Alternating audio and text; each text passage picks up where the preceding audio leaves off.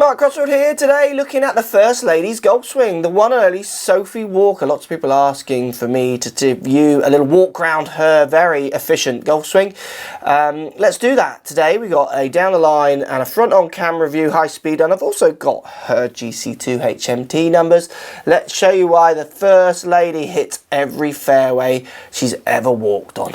Let's get stuck in.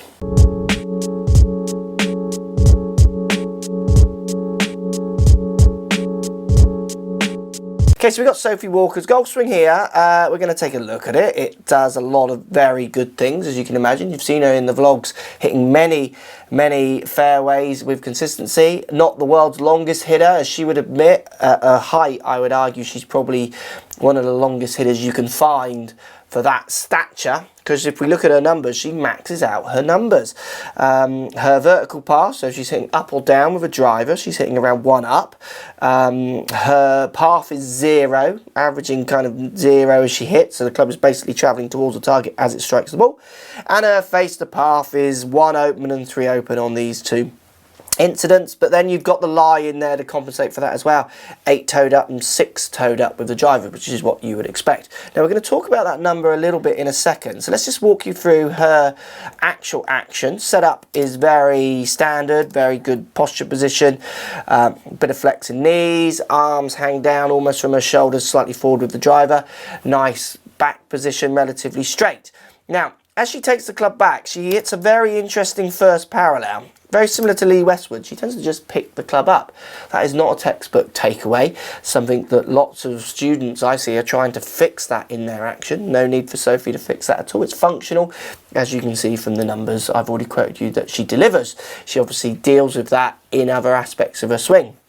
So if we move her on to the next parallel, her shoulders really start picking up their shoulder turn. It starts whipping that club back towards her, setting it at a nice angle on the way back. Now I like the way with Sophie, she gets a couple of things happening here. She gets her arms quite deep, so it takes them quite a long way back.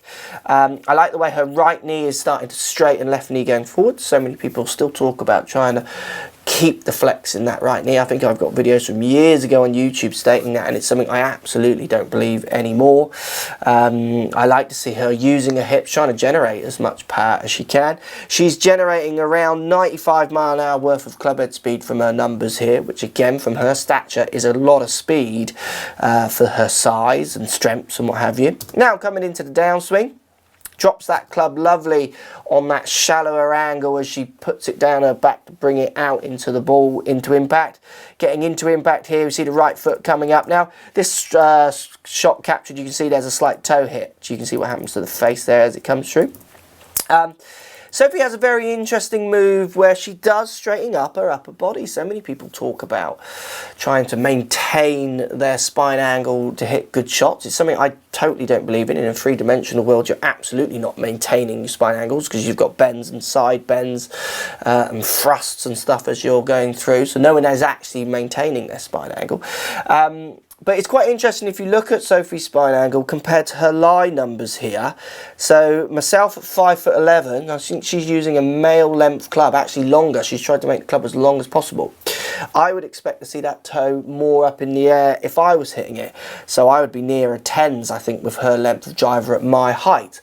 She's shorter than me, but not getting the toe in the air as much as me, where you can see her hands getting higher.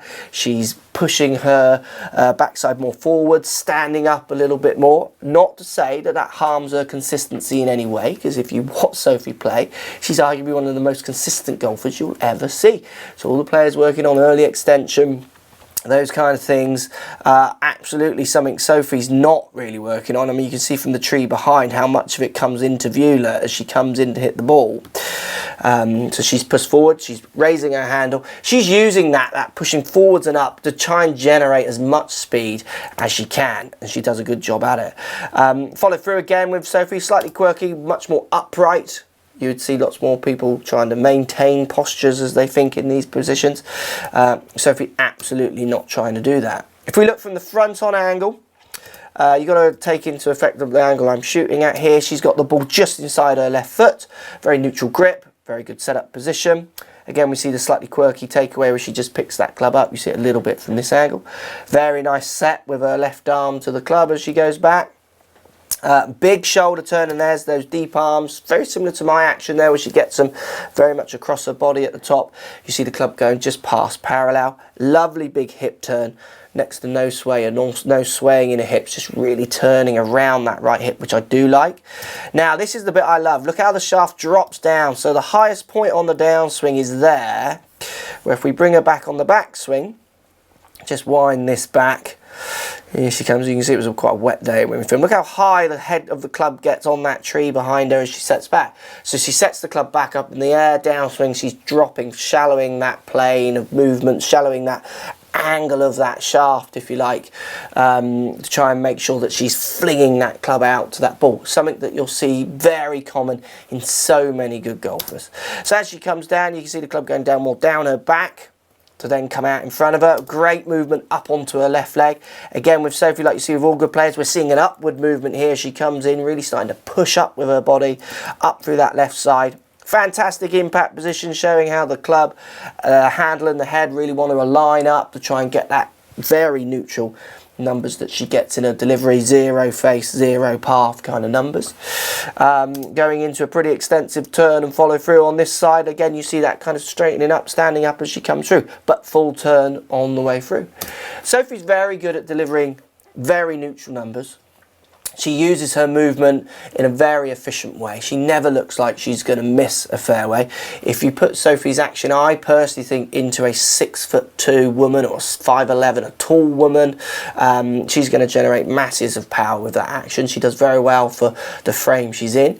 And like with all good tour pros, like Sophie has been for years, she's going to maximise on her strengths, which is that accuracy, that relentless hitting fairways always in play. So it might not always be the lowest shooter out there. She's not going to shoot a 10 under round, but she's going to be there or thereabouts week in, week out, which is why she can have the career she's had on tour, being on tour for years. There you go, lots you can learn from Sophie. Make the best of the movements you put in, understand your delivery. Great movements of pushing up through the ball as well, which I love to see, and I love that shallowing of the shaft on the way down compared to that backswing. All great points that could help you play some better golf. We're going to see loads more Sophie in the videos as well, so we can all get bored of watching her just hit every fairway. Follow me on Twitter, Facebook, Instagram, Snapchat, Periscope, all the normal social places. Also, come and visit my new website, markcrossfieldgolf.com. See you over there.